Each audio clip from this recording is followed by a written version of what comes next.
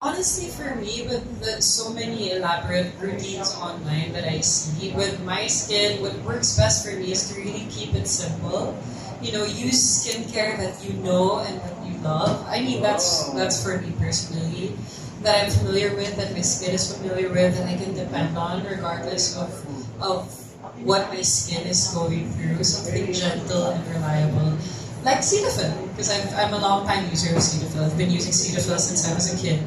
And it's something my skin loves and is already familiar with, and that I know I can depend on. So I'm sticking to what I know and what I love, and a brand that I trust this 2026. At the moment.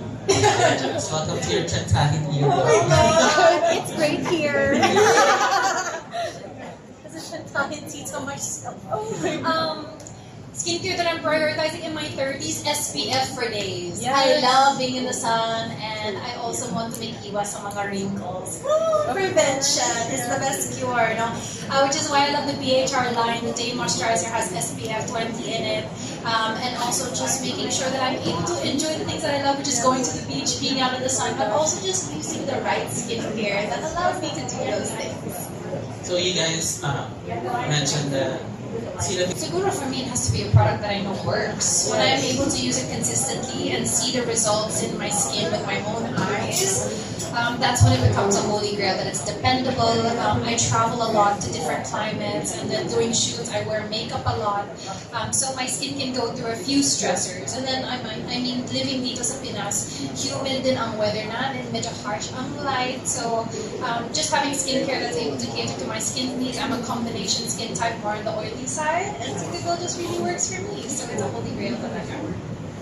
Yeah, for me, I agree with everything that Kat said, but for me, it has to be something gentle because my skin is very sensitive. Ever since I was a kid, I experienced so many different problems with my skin, and so now that I'm older, my skin has calmed down a lot. And of course, working in the showbiz industry, I think having good skin is important. So yeah, it has to be very, very gentle. thank you so much. We just need to be aware because minsan subconsciously we are comparing ourselves, even on social media. But I mean, it's just something that happens in our minds. So to be aware and to make the conscious decision of how that shows up in your life. In my industry, which we're in very similar industries, it can sometimes look like, yung engagement sa post ng isa is mas mataas kaysa sa akin, or look what they're doing, like I should be there, or something like that. Pero I've always found na kung nafo-focus sa sarili mo, your talents, you invest in your own skills, you feed into the team around you, mas ka-feeling yung feeling kesa sa looking sa mga kabila or whatever. It doesn't make you perform better. It doesn't make you go to further heights. Everyone has space at the table, So everyone can succeed in their own right. It doesn't diminish your sparkle when someone else is shining. So yun lang for me. Yeah.